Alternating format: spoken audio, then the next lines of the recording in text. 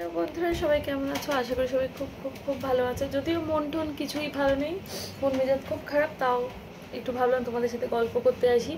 আজকে আমার বরের বার্থডে ছিল, যদিও সকালে পোস্ট করেছিলাম। তো দুপুরে লাঞ্চ করতে গিয়ে না, ব্রেকফাস্ট বাড়িতে বানিয়েছিলাম, দুপুরে লাঞ্চ করতে গিয়েছিলাম। আর লাঞ্চ করে একটু শপিং করতে গিয়েছিলাম, শপিং করে বাড়ি চলে এসেছি। আর উনি ক্লাবে গিয়েছিলেন, যেহেতু ওনাদের পার্টি সব ছিল, বন্ধু বান্ধবদের বার্থডে পার্টি।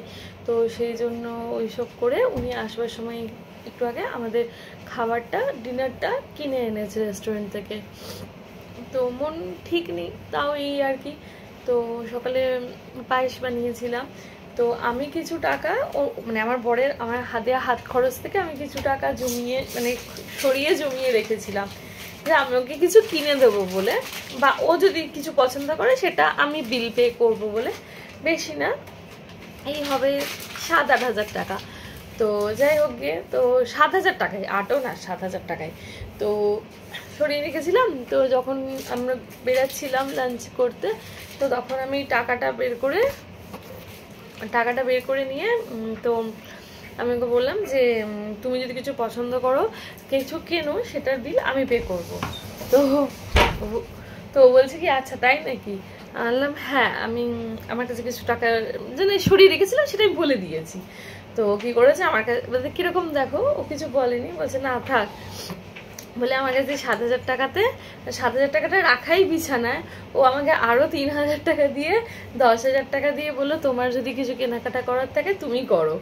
আনলাম মানে মানে ও আমার কাছে পয়সাটা নেবে না, বলছে না ঠিক আছে তুমি জমিয়েছো, তাতে 7 হাজার টাকা আছে, আমি আরো 3 হাজার টাকা দিচ্ছি, বলে আমাকে 3 হাজার টাকা দিয়ে 10 হাজার টাকা করে দিয়ে বলছে এবার তুমি কেনো।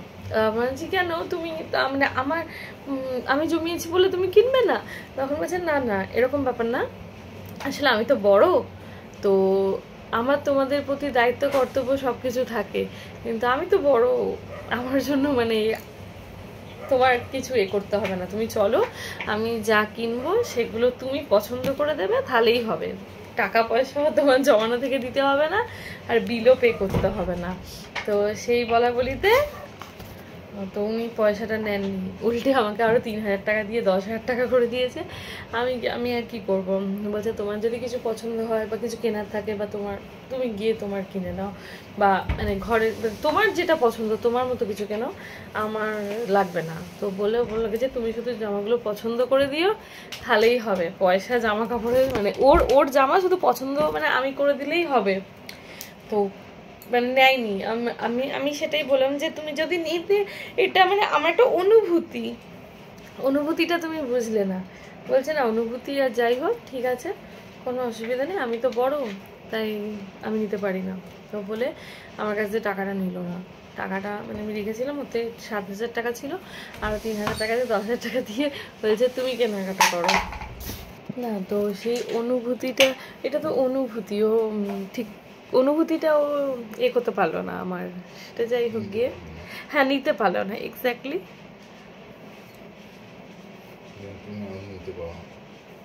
যাই হোক,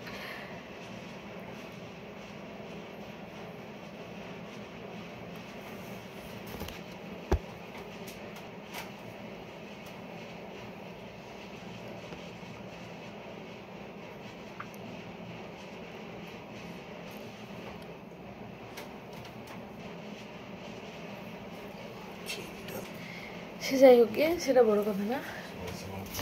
তো সে জায়গায় যাই হোক গিয়ে তো সেটা নেয়নি। আর এই আর কি ব্যাস। কিন্তু দেখো সত্যি কথা বলতে, ছাড়ো,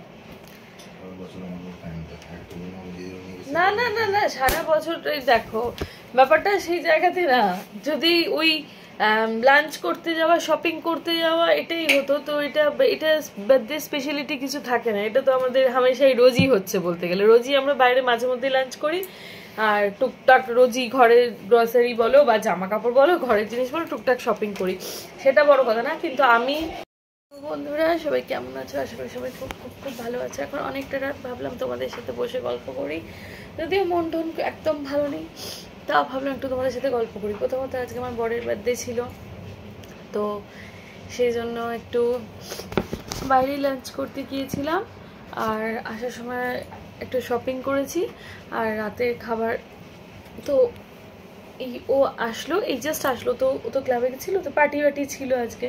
তো আসার সময় আমাদের ডিনারটা বাইরে থেকে কিনে এনেছে রেস্টুরেন্ট থেকে, তো সেটাই এই হলো ব্যাপার। তো একটা ঘটনা হয়েছে, আমি কিছু পয়সা জমিয়ে রেখেছিলাম, তো জমিয়ে ভেবেছিলাম তো ওকে গিফট দেবো। তো ভালো কথা, কিছু টাকা আমার জমানো সরানো টাকা আর কি, ওনার থেকে নিয়ে আমার কিছু সরানো টাকা জমিয়ে রেখেছিলাম, সেটা যাই হোক গিয়ে আমি ওনার জন্য পয়সাটা জমিয়ে রেখেছিলাম। উনি ওনার জায়গায় হয়তো ঠিক উনি নিলেন না, উল্টে আমার 7,000 টাকা ছিল, আরও 3,000 টাকা দিয়ে 10,000 টাকা আমাকে দিয়ে বললো যে তুমি কেনাকাটা করো। ঠিক আছে, চলো আর কিছু বলার নেই, ভিডিওটা আপাতত এন্ড করলাম। Bye, good night.